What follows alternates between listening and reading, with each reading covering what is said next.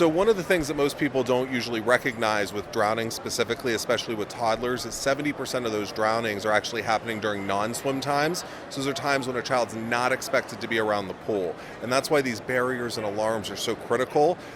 Fencing being, one of the main barriers that we encourage people to use. And not just three-sided perimeter fencing. The best fencing for a backyard pool is isolation fencing. So four-sided around the pool itself. Because if you use that fourth layer as the home, or the fourth barrier as the home wall, it's great for protecting the neighborhood kids, but any children in the dwelling itself can still have access to the backyard pool. So if you have that perimeter fence, consider a pool cover, an isolation fence, but also consider door alarms. There's new technology coming on the market for alerts and alarms. And really, drowning happens quickly. It's 20 to 60 seconds, and it's silent. Hollywood has done us no favors with kind of showing what drowning really looks like. A lot of people think, if my child's in trouble, I'll hear them. And again, a lot of parents think, well, if I'm gonna be with my child around the water, so if there's a problem, I'll know about it. But kids can sneak out to the pool. And even we were talking about the fence here. The fence itself is part of a larger system, right? So it has to be the gate and the fence and the latching hardware all working together. So if one area of the fence fails, so let's say the gate fails to latch, fully close, Let's do a little sample of that here. Oh, go ahead. So you have a young one coming out, maybe there's a young one still in the pool, and they come through, but they just don't quite latch it all the way. Yep. And so if it's set just like that, it's kind of bouncing there. And so it's going to be pretty easy for a younger kid to come in and just accidentally or intentionally push it open. Yep.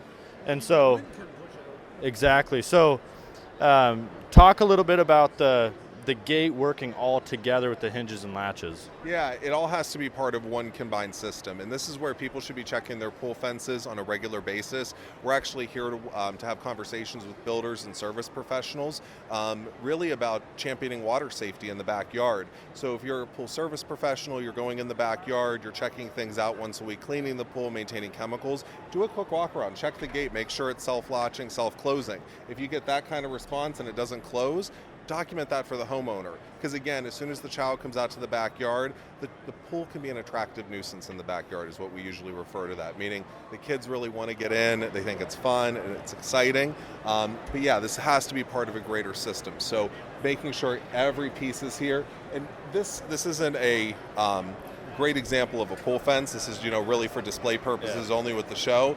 The fence, we recommend really it should be about 60 inches is what we recommend for residential. Most codes are what, 48 inches? 48. Of course, the higher you can go, the better off you're going to be. Yep. And this is a Magna latch made by D&D Technologies. Yep. Awesome piece of equipment. Now really this also needs to be higher. This should be about 54 inches off the ground is what the most codes require. So the way this works is you have to pull this up. Yep, you have to pull that up. So think about a toddler, we want to make this unreachable for them. Yeah. Now there's also these types of latches that are also made with a built-in alarm. So every time this opens and it senses the gate moving away, an audible and visual alarm will go off. So we were going to include one here, but that would get quite annoying to our neighbors here at the trade show. Yeah. The other thing I want to point out too is the pool fence should actually open out, away from the pool, not into the pool. So that way a child, if they're pushing, is going to actually close the gate, not actually push into the pool area. But for trade show rules, we're not allowed to swing things out into the aisleway. And with hinges, I see these. These are not self-closing, self-latching. But yeah, there are a ton of different variations of self-closing hinges on the market. And again, those hinges may wear out over time. So that's one thing you do need to keep in mind is even if it's self-latching, it needs to be self-closing as well. Yep, totally. I don't know of many kids that remember to shut the gate perfectly right behind them. So if the hinge can do it for them automatically, then that's going to be a plus.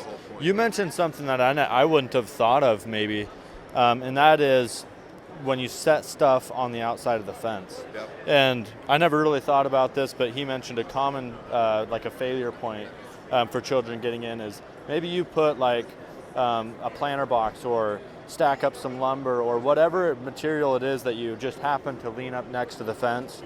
If that creates any kind of a ladder, it doesn't really matter how tall your fence is. If they want to get in, they're able to climb that.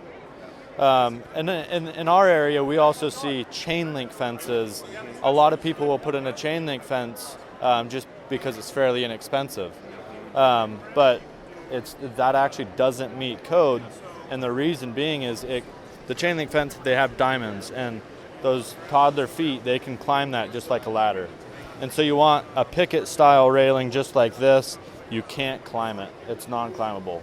Glass would be maybe another good option. Talk a little bit about the covers. Should you have a cover and a fence? Should you only have a cover? What's your thoughts on that? So my organization, being the National Drowning Prevention Alliance, the main thing we push is layers of protection. So the fence is a layer of protection, alarms, any barrier can create an extra layer. The reason we say layers of protection is the more safety layers you have in place, the less likelihood of a tragic situation occurring. So yeah, I get that question all the time. Well, should we do a fence or a cover? Both. Yeah. If you have the option to do both, do both. Because again, if you have a cover over the pool and it's a design safety cover, and that's one thing to point out though with covers is not every cover is a safety cover. So the consumer does need to do their research and make sure that they're purchasing a safety cover. But yeah, if the hinge fails or the gate fails to close, if the pool is covered, no drowning is going to occur. So, and that's again, layers can fail, the gate can fail, people can forget to put the cover on the pool, alarms can fail, so that's where again, the more layers we have in place, the less likelihood of that tragic situation occurring. Awesome. Is there any other things and we can cut and edit this video, but is there any other things to point out that we didn't cover? Well, in terms of the safety rules and such? Yeah, or just when it comes to fencing, pools, safety, we talked about a lot of these things, the gate and all of that. So the one thing I would recommend to any family also is water competency. Make sure everyone in the family is competent in the water. They don't delay swimming lessons and getting that training. All the safety information, none of it can replace learning to swim and being in the water. Because, again, even for toddlers, there are survival-based classes out there. Look at them. Because at the end of the day, all these layers can fail, and if a child ends up in the water, if they have the skills to survive, learning to float on their back, learning to call for help, whether it's a float, swim, float method of getting them back to the side, really, really critical. Because again, drowning's 20 to 60 seconds, it's silent, so taking all of this seriously, very, very important.